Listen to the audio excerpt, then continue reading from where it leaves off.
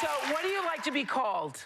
Gaga. Gaga. Yeah. So I don't have to say Lady Gaga. No, I don't like that, actually. I don't know why, but it feels so weird when people call me Lady. Lady Yeah. Gaga. Okay. So formal. So Gaga. Yeah. Can you believe your life right now?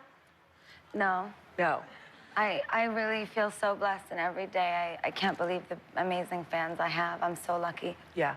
Do you wake up and feel like, obviously, when you were creating this in your own mind, that's fascinating that you and James Cameron, you know, two visual artists are on in your own separate fields. But when you were creating this, you were doing it in a way that you wanted to express a part of you that needed to be expressed, obviously. I've always been a really creative person and a very visual person, and something that some people don't always know about me is that I put a lot of thought behind all my performances. It's actually funny you bring up James Cameron, because I've been talking about how I wanted to paint myself blue for a performance for the longest time, and everyone's like, no, you can't paint yourself blue, and I've been preparing to do it, and then Avatar came out. And Avatar. Like, I told you! Yes, yes, yes. I know. Great minds think alike. So where does Gaga come from?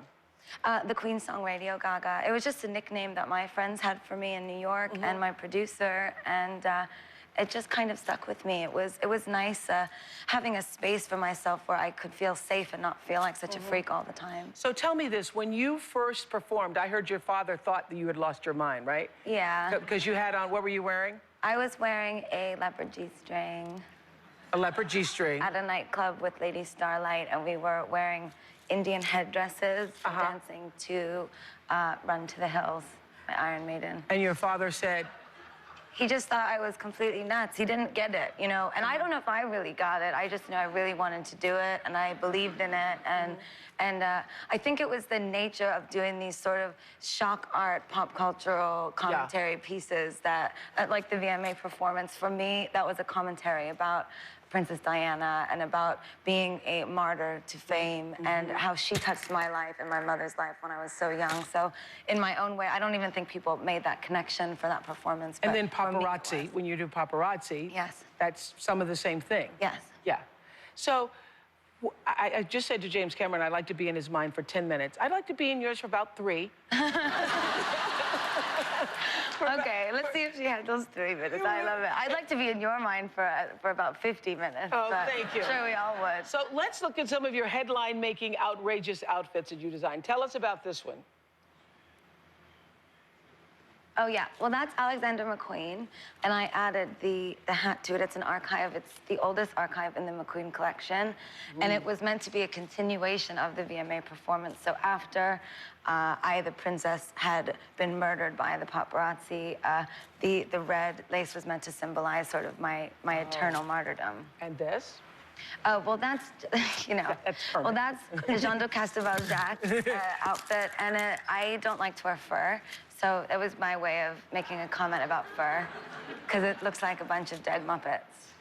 Like a bunch of dead Muppets. Yeah. Absolutely. Oh, that's the Queen. Well, I kind of wanted to do an homage to the Queen. Yes. So that was my Queen Elizabeth I outfit, but it's made out of latex, so it's still Gaga. Still Gaga.